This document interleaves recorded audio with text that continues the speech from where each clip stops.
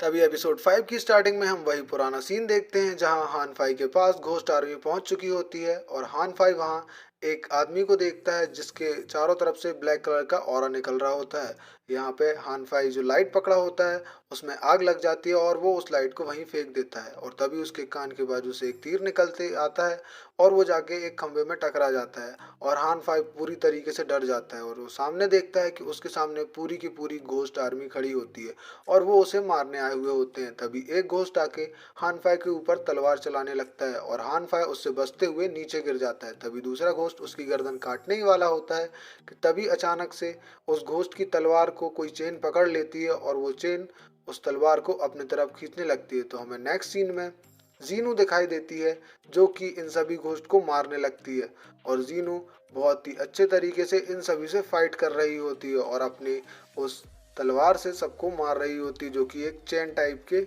Item से बनी हुई होती है। और तभी ये दोनों खड़े हो जाते हैं और हानफाई जीनू से बोलता है कि तुम मुझे बचाने आ गई, मुझे पता था तुम ज़रूर आओगी। तो जीनू बोलती है कि तुम्हें इस सिचुएशन में मजाक सूझ रहा है, तुम इस सिचुएशन में भी मेरे साथ फ्लर्टिंग करने की कोशिश कर रहे हो जबकि हम इतने डेंजर में हैं।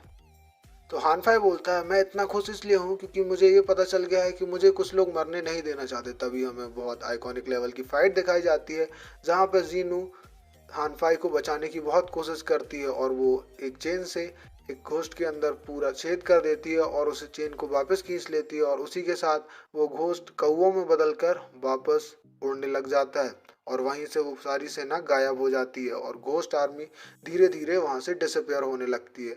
और तभी जीनू हानफाई को देखते हुए मुस्कुराती है और वो हानफाई की तरफ हाथ बढ़ाती है और उसे उठाने लगती है। हानफाई जीनी को एकदम गौर से देख रहा होता है कि आखिर कैसे इसके अंदर इतनी सारी स्किल्स हैं और वो मिस जीनू करके बोलने लगता है कि मिस जीनू आपने आखिर मेरी जान बचा ली, थैंक यू।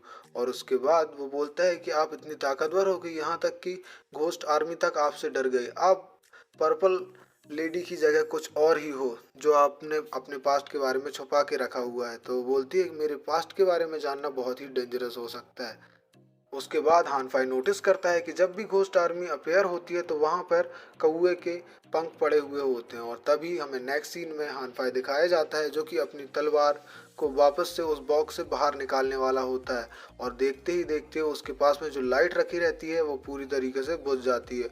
और तभी वहाँ पे जांग लियांग आ जाता है और बोलता है आप इतने डार्क अंधेरे में बैठकर क्या कर रहे हो। तो वो बोलता है मैं यहाँ पे एक रिपोर्ट देने आया हूँ आपको।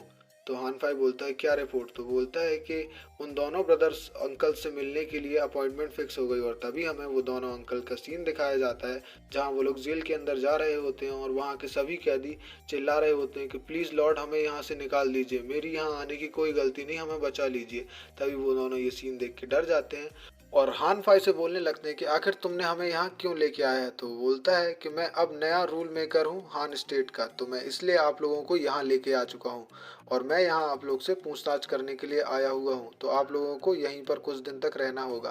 तभी हमें नेक्स्ट सीन दिखाया जाता है जहाँ पे जांग लियांग बोलता है कि आपको अपनी सेहत का ध्यान रखना चाहिए हानफाई। तो हानफाई बोलता है कि मेरे ज़िंदगी में अगर लड़कियां और दारू नहीं होगी तो मेरा जीवन बेकार है, मैं इसके बिना कभी जिंदा नहीं रह सकता और इसके बिना मुझे लाइफ रिग्रेटेबल लगने लगेगी। तभी हानफाई बोलता है कि जांग लियांग आखिर तुमने अपने मन में ऐसी कौन सी बात छुपा के रखी है। तो जांग लियांग बताता है कि कल लास्ट डेट है जजमेंट आने के और अगर लॉर्ड एन पिंग ने और लॉर्ड लॉन्ग ने अपनी बात नहीं मानी तो फिर कल क्या होगा, और अगर वो दोस्ती साबित नहीं हुए तो जो हमारा एम्परर है वो भी उनके रिलेटिव्स में आते हैं तो वो हमारा हाल क्या कर सकता है। हो सकता है वो उन्हें बहुत कम पनिशमेंट दे पर हमें ज़्यादा दे दे। तभी वो एक ड्राइंग बनाता है हानफाई और जांग लियांग को दिखाने लगता है, बोलता है इस ड्राइंग में तुम्हें क्या नज़र आ रहा है। तो जांग लियांग बोलता है मुझे दो बंदे दिखाई दे रहे हैं, मतलब दो आदमी दिखाई दे रहे हैं। तो बोलता है कि मैं इतनी गंदी ड्राइंग करता हूँ कि जांग लियांग तक को कुछ समझ में नहीं आ रहा। तो फिर वो जांग लियांग को बताता है कि इनमें से एक लॉर्ड एनपिंग है और दूसरा लॉर्ड लॉन्ग है। तो वो बताता है कि मेरी ड्राइंग थोड़ी बहुत बेकार है, चलो मैं इसको और थोड़ा सीधा करता हूँ। उसके बाद वो बताता है कि ये लो अब हमने इन्हें दो अलग अलग जगहों पर कैद कर दिया है, दोनों एक दूसरे सामने, दोनों एक दूसरे से कभी मिल नहीं सकते। तभी हमें प्रिजन का सीन दिखाया जाता है जहां दोनों को अलग अलग कमरों में बंद किया होता है। ऐसा लगता है जैसे एक एक सिरे पे है तो दूसरा दूसरे सिरे पे है। अब वो लोग एक दूसरे को बात नहीं कर सकते और ना ही एक दूसरे की समझ से आंसर दे सकते हैं। कोई म्यूचुअल अंडरस्टैंडिंग अब उनके अंदर नहीं रह पाएगी। फिर हान फाई बोलता है कि उनके सामने एक और कंडीशन रखेंगे कि जिसने कन्फेस कर लिया कि प्रोविजन केस से वो रिलेटेड है तो उसको जिंदा छोड़ दिया जाएगा, और जिसने कन्फेस नहीं किया उसे हम मार देंगे। तो वो बोलता है कि मेरा आइडिया कैसा लगा, तो जांग लियांग बोलता है कि मुझे आपका आइडिया बहुत अच्छा लगा। तभी वहाँ एक सैनिक आता है। सैनिक कहता है कि लॉर्ड एनपिंग ने और लॉर्ड लॉन्ग ने आपके साथ बात करने को कहा है और वो कन्फेशन के लिए बिल्कुल तैयार हैं। तभी वो दोनों खुश होते हैं और जेल की तरफ जाने के लिए तैयार हो जाते हैं। वो लोग जैसे ही प्रिजन में पहुंचते हैं तो वहां पर सभी लोग उनकी तरफ भी चिल्ला रहे होते हैं कि हमें बाहर निकालो, और जैसे ही वो लोग लॉर्ड एनपिंग और लॉर्ड लॉन्ग के चैम्बर के सामने पहुंचते तो वहां पर वो लोग देखते कि वहां पर बहुत सारे क्रोज हैं जो कि उनकी तरफ उड़ के आ रहे होते हैं। ये सब देख के वो दोनों डर जाते हैं कि पक्का यहाँ पर कुछ ना कुछ गड़बड़ हुई है। और हमें नेक्स्ट सीन दिखाया जाता है जब सैनिक लॉर्ड एनपिंग के रूम के अंदर जाता है तो वहां पर वो सबसे पहले उनको चेक करने के लिए उनके शोल्डर पर हाथ रखता है, और जैसे ही वो उनके शोल्डर पर हाथ रख के उन्हें पीछे तरफ मोड़ता है तो हमें दिखाया जाता है कि लॉर्ड एनपिंग मर चुके हैं। उनकी बहुत ही बेरहमी से डेथ हो चुकी है। फिर वो लोग सोचते हैं कि कन्फेशन के कुछ देर पहले ही ये दोनों कैसे मारे गए।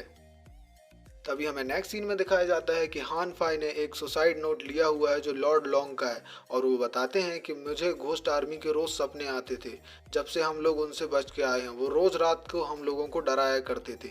इसी के चलते हुए मैं आप लोगों से माफ़ी मांगता हूँ कि मैं अब मरने जा रहा हूँ। और उस लेटर में ये भी लिखा रहता है कि जो हान एम्परर हैं उनको अपनी इन्वेस्टिगेशन चालू रखनी चाहिए। तभी वहाँ पे जांग लियांग बोलता है कि इन दोनों जो सुसाइड नोट हैं उनमें राइटिंग एकदम सेम है। और फिर वो हान फाई से बोलता है कि ब्रदर जरा देखो इनमें दो चीज़ें एकदम सिमिलर हैं। वो पूछता है कि इनमें क्या सिमिलर है, तो वो बताता है कि रॉयल अंकल्स के जो जेड पेंडलेट्स हैं वो दोनों ही गायब हैं, जो कि इनकी एक पर्सनल चीज़ें हैं, और वो डेथ की जगह से बिल्कुल ही मिसिंग हो चुके हैं। अब वो कहाँ पर हैं। फिर जांग लियांग बताता है कि बाकी जो 5 मौतें हुई हैं उनके साथ भी यही हुआ था। तो हान फाई बोलता है कि क्या घोस्ट ऐसा काम कर सकते हैं कि वो पर्सनल चीज़ें लेके आए। तभी एक सैनिक आता है जो कि उन अंकल्स के लिए खाना लेके आया होता है। तभी हान फाई उनको चेक करता है तो उसे पता चलता है कि इस खाने में किसी ने पॉइजन मिलाया हुआ है। तो वो बोलता है कि अगर किसी घोस्ट को उसे मारना होता तो वो पॉइजन का यूज़ कभी नहीं करता, वो इन्हें ऐसे ही मार देता। यहाँ पर पक्का कोई और है। और यहीं पर एपिसोड 5 की एंडिंग होती है और हमें दिखाया जाता है कि आखिर हीरो को फिनिशिंग पॉइंट मिल चुका है।